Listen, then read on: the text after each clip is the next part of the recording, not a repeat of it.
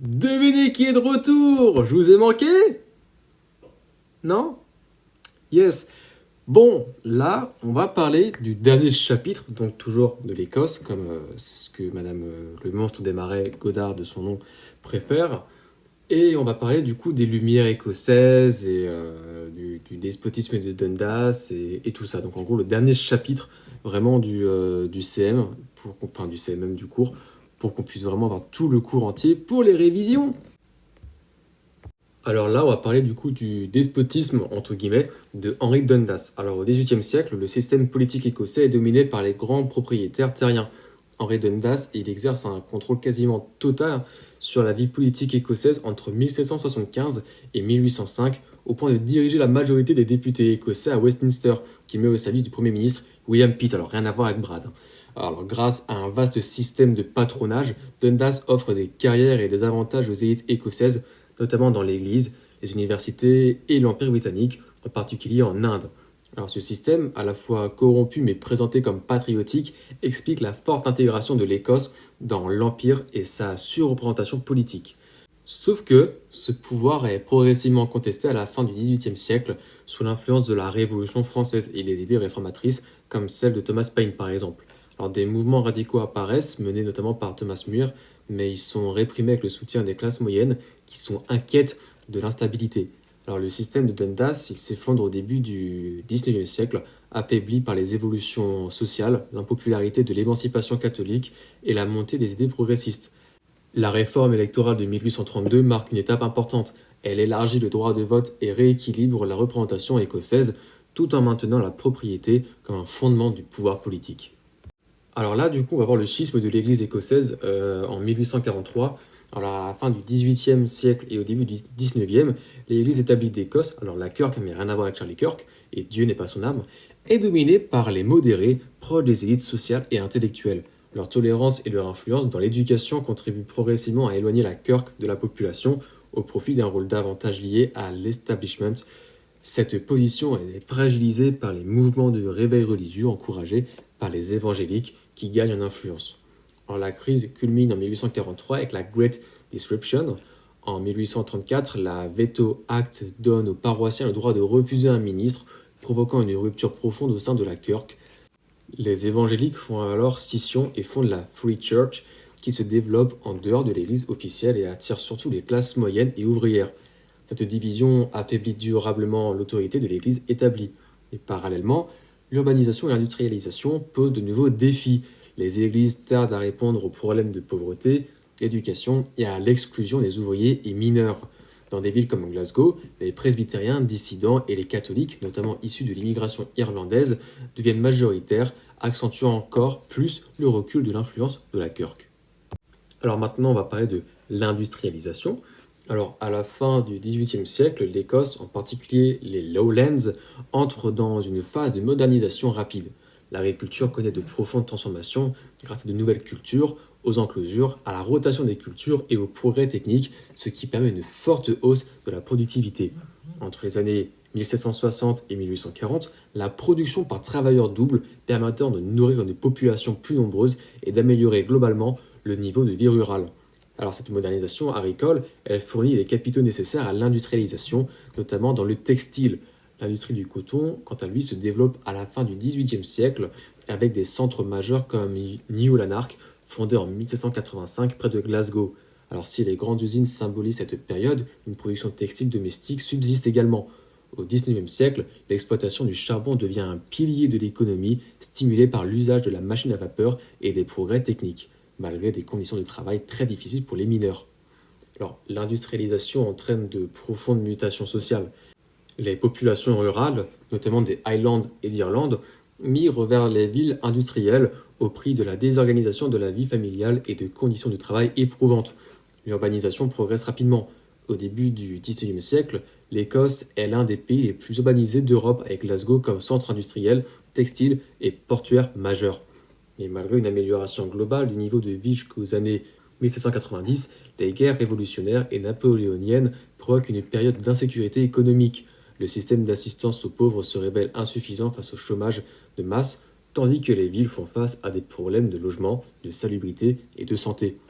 Parallèlement, une classe moyenne en expansion émerge, composée de professionnels, de commerçants et d'industriels. Elle joue un rôle central dans le développement économique, éducatif et culturel et bénéficie de l'essor de l'Empire britannique dans lequel les Écossais sont fortement impliqués.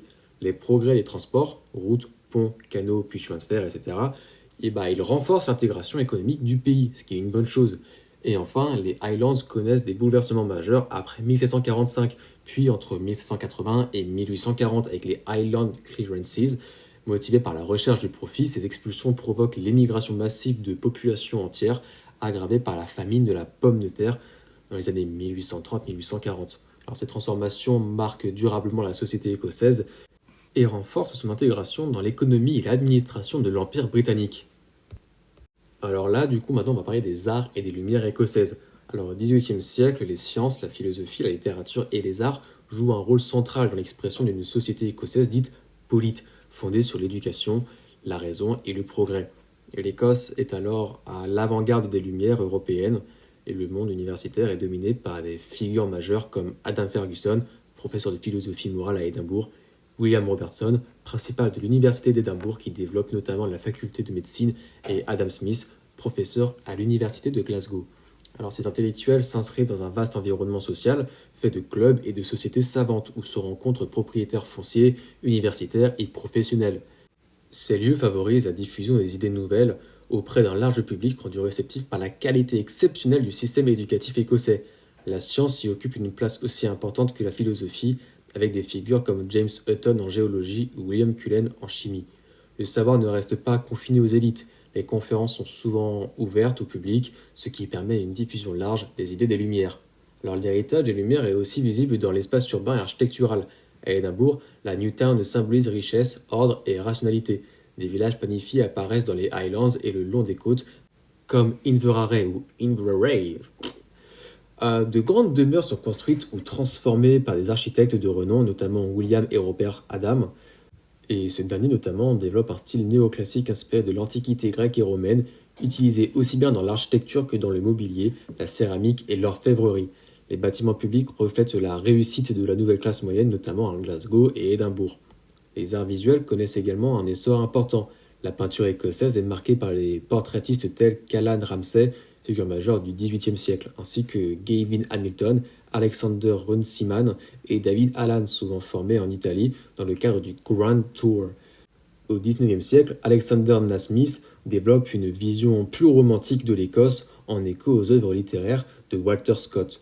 La musique participe aussi à cette effervescence culturelle, notamment à Édimbourg, où les sociétés musicales sont influencées par la tradition italienne. La musique populaire reste néanmoins vivante, avec des figures emblématiques comme le violoniste Niall Gow. Enfin, la littérature et la poésie jouent un rôle fondamental dans la construction de l'identité écossaise. À la fin du XVIIIe et au début du XIXe siècle, deux figures dominent, Robert Burns et Walter Scott. Burns écrit principalement en Scott et donne une voix poétique au monde rural et aux classes populaires, rendant la littérature accessible à tous et affirmant une identité nationale forte.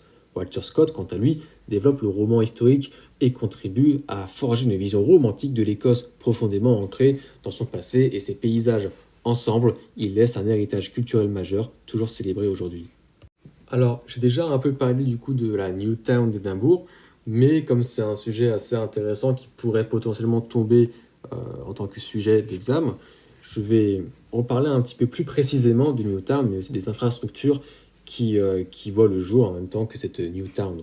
Alors, au XVIIIe siècle, la création de la Newtown d'Édimbourg répond à une volonté politique et sociale forte, attirer et faire venir les élites écossaises en leur offrant une ville moderne, confortable et conforme aux nouvelles normes urbaines et sanitaires afin d'éviter qu'elles ne s'installent durablement à Londres. Alors, le projet bénéficie du soutien des autorités municipales, notamment du maire d'Édimbourg, et vise explicitement à séduire les classes aisées. Un concours d'architectes est lancé pour concevoir cette nouvelle ville. Le plan retenu se caractérise par des rues larges, rectilignes et orthogonales, incarnant les idéaux de rationalité et d'ordre des Lumières. Les noms des rues, George Street, Queen Street, Princess Street, en gros des noms de gros suceurs, sont hautement symboliques. La Newtown célèbre l'union avec l'Angleterre et affirme le loyalisme écossais. Ce projet urbain est donc aussi un projet politique, inscrivant l'Écosse dans une volonté claire de participation à l'effort impérial britannique. Alors cette dynamique, elle s'inscrit dans un mouvement plus large d'amélioration des infrastructures et des communications à l'échelle nationale, notamment dans les Highlands. Un ingénieur écossais majeur, Thomas Telford, joue un rôle central dans ce processus. Après une carrière à Londres, il revient en Écosse pour travailler sur le développement des ports au service des sociétés britanniques de pêche. En 1802, il est chargé de réaliser une vaste enquête sur les Highlands, dont le rapport publié en 1803 sert de base à une politique d'aménagement et de modernisation de la région. Alors les recommandations de Telford, elles visent à améliorer les communications par la construction de routes et de ponts, à développer l'économie, notamment la pêche, à freiner les migrations et à renforcer l'intégration des Highlands au reste de la Grande-Bretagne et à l'Irlande. Dans les 20 années qui suivent, environ 120 ponts et de nombreux kilomètres de routes sont construits dans les Highlands. Le canal calédonien, reliant la côte est à la côte ouest, s'inscrit dans cette logique de désenclavement. Thomas Telford laisse une empreinte durable sur le territoire écossais. Ses ouvrages transforment profondément le réseau de communication du pays. Et reconnu comme une figure majeure de l'ingénierie moderne, il devient en 1818 le premier président de l'Institution of Civil Engineers et est enterré à Westminster Abbey en 1834, symbole de l'importance nationale de son œuvre. Putain, c'est fini! Wouh! Eh bah dis donc, on en a chié! Mais si vous écoutez ça, c'est que putain, vous êtes encore là, vous avez la détermination, vous êtes déter de ouf, et c'est bien Tintin, là, on est bien de ouf pour les examens, enfin on est bien... Au moins on a une petite fierté, mais bon, allez. Allez, sur ce, je vous souhaite une très bonne soirée, ou une bonne journée, je sais pas en fait quand est-ce que vous allez écouter ça. Et puis, révisez bien, et tout va bien se passer.